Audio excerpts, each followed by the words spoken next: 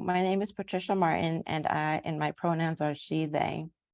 I'm a Black non-binary femme with medium brown skin, braids, and glasses. I'm wearing a cream t-shirt with a Black design, and my background is blurred. I'll be reading an excerpt from my contemporary fiction manuscript, Thicker Than Water. Soon, Brianna grew tired of feigning comfort with coming to the party alone and decided she should go find Amber. It was her birthday party after all. Brianna maneuvered her way through the crowd with her drink in hand, trying desperately not to spill it. Within seconds of making it to the other side of the sea of people, Brianna spotted a beautiful woman dressed in a figure-hugging jeans, a Black lace bra, and an oversized blazer with an embroidered floral portrait of Frida Kahlo adorned on the back. Her blazer sleeves were cuffed and pushed up, a nice styling choice, and she stood tall thanks to her pair of chunky lace-up boots. Even from afar, Brianna could tell the woman possessed a kind of coolness. Yet she smiled in Brianna's direction with a warmth people usually only reserved for close friends. Brianna marveled at how effortlessly sexy she was. Her demeanor was commanding, a striking contradiction to her playfully flirtatious ensemble. The lacy fabric of her top dared Brianna to get close enough to see if the woman was bearing as much as she appeared to be from Brianna's current vantage point. The combination of smart, impeccable style and the provocative nature of wearing lingerie in public struck Brianna as particularly alluring.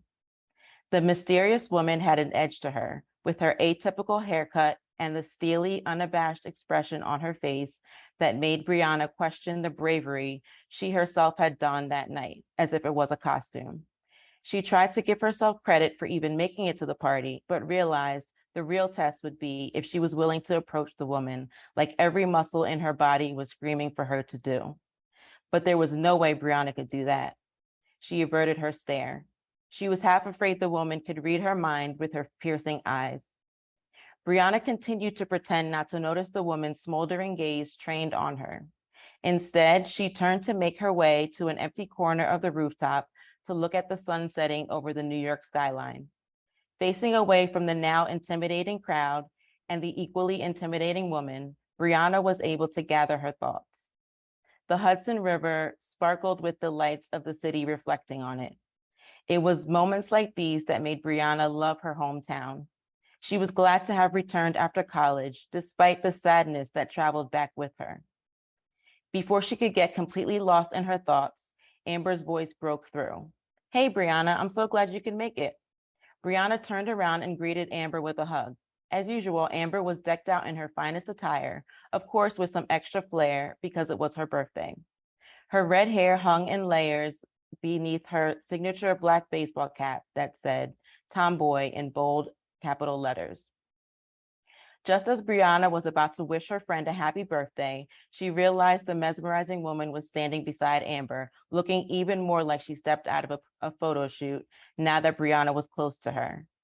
Brianna was somehow electrified by the woman's proximity. She tried to appear unfazed as she forced her mouth into a friendly smile. Brianna, I want you to meet my friend Janessa. We go way back, Amber said. Janessa, Brianna, and I are colleagues.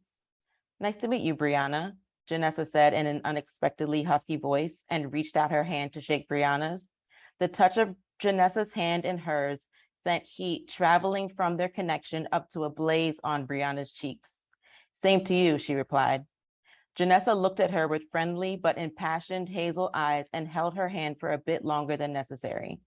Amber looked between Brianna and Janessa knowingly and promptly excused herself, saying something about catching up with a long-lost friend she spotted by the bathroom. Brianna didn't miss the smug grin Amber flashed them as she walked away. Brianna gripped her drink with one hand, but couldn't figure out what to do with the other after Janessa eventually released it. So she let it flutter aimlessly to her side. For some reason, Brianna was suddenly uncomfortable in her Black form-fitting midi dress. It seemed so banal next to the other partygoers' vivid, imaginative outfits.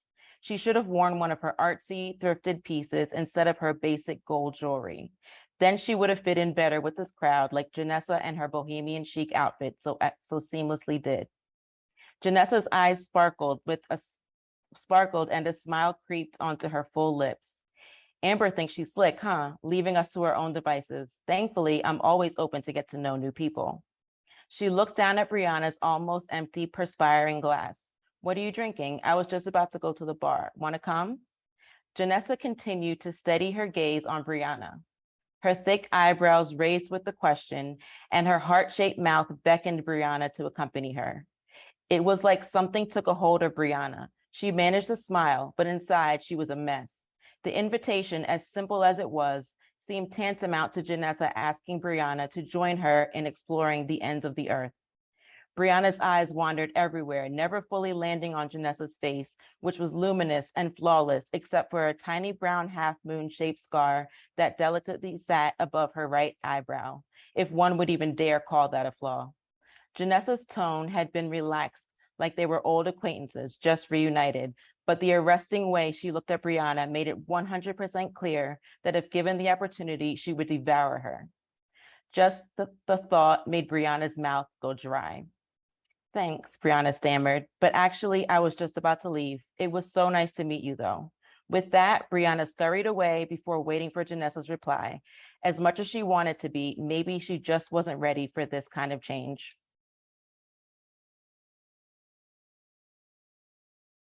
Thank you.